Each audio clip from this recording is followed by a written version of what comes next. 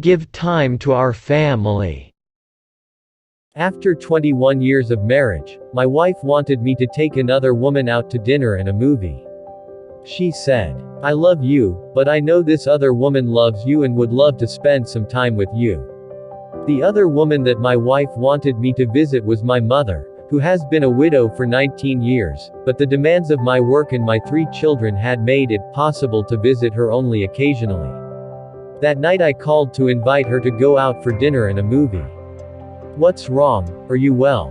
she asked. My mother is the type of woman who suspects that a late-night call or a surprise invitation is a sign of bad news.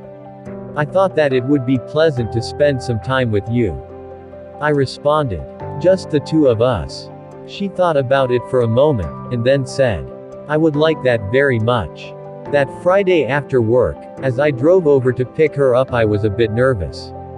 When I arrived at her house, I noticed that she, too, seemed to be nervous about our date. She waited in the door with her coat on. She had curled her hair and was wearing the dress that she had worn to celebrate her last wedding anniversary. She smiled from a face that was as radiant as an angel's. I told my friends that I was going to go out with my son, and they were impressed, she said, as she got into the car. They can't wait to hear about our meeting.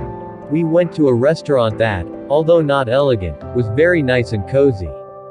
My mother took my arm as if she were the first lady. After we sat down, I had to read the menu. Her eyes could only read large print. Halfway through the entries, I lifted my eyes and saw Mom sitting there staring at me. A nostalgic smile was on her lips. "It was I who used to have to read the menu when you were small," she said. "Then it's time that you relax and let me return the favor," I responded. During the dinner, we had an agreeable conversation. Nothing extraordinary, but catching up on recent events of each other's life. We talked so much that we missed the movie.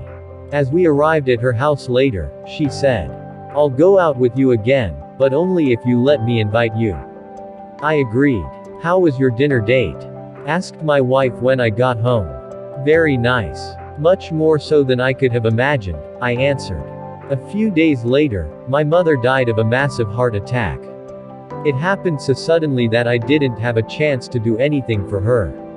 Some time later, I received an envelope with a copy of a restaurant receipt from the same place Mother and I had dined. An attached note said, "I paid this bill in advance.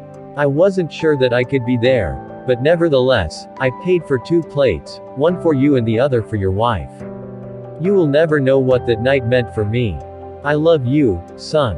At that moment, I understood the importance of saying in time, "I love you," and to give our loved ones the time that they deserve.